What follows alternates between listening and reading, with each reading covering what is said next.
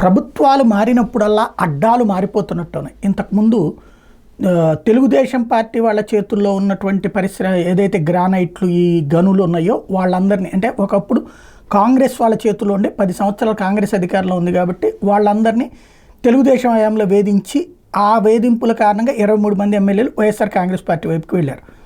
ఆ తర్వాతన మళ్ళీ వైఎస్ఆర్ కాంగ్రెస్ పార్టీ అధికారంలోకి వచ్చాక మళ్ళీ వీళ్ళ వైపుకి వచ్చినాయి. అవన్నీ పేరుకి ఎవరు లీజుకు తీసుకున్నా ఎవరు అధికారంలోకి వస్తే వాళ్ళ చేతికి లాగేసుకోవడం, లేదంటే కనుక వేధించి వాళ్ళని ఇబ్బంది పెట్టడం అనేది జరుగుతుంది.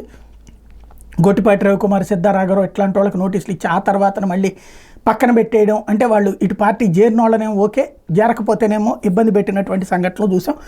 అట్లాంటిదే ఇప్పుడు శ్రీకాకుళం జిల్లాలో గ్రానైట్ పరిశ్రమ మూతబడింది అన్నటువంటిది సాక్షి హైలైట్ చేసుకొచ్చింది.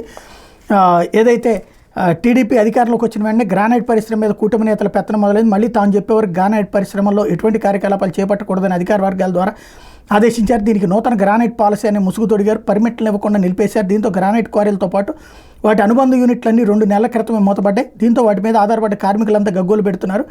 ఈ సంక్షోభం ఒక కార్మికులపైన కాదు యాజమాన్యాలపైన ప్రభావం చూపింది. ఇక్కడ గ్రానైట్ బ్లాక్లు ఇతర రాష్ట్రాలకు ఇతర దేశాలకు వెళ్ళేవి ప్రస్తుతం విక్రయాలు నిలిచిపోయినాయి.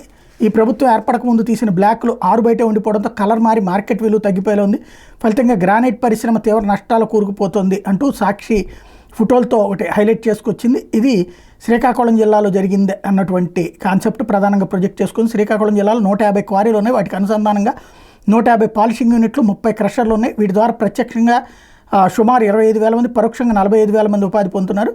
వీళ్ళలో జిల్లాకు చెందిన వాళ్ళే కాకుండా ఒరిస్సా, రాజస్థాన్, ఛత్తీస్గఢ్, తమిళనాడు, పశ్చిమ బెంగాల్కి చెందిన వారు కూడా ఉన్నారు అన్నటువంటి విషయాన్ని హైలైట్ చేసింది.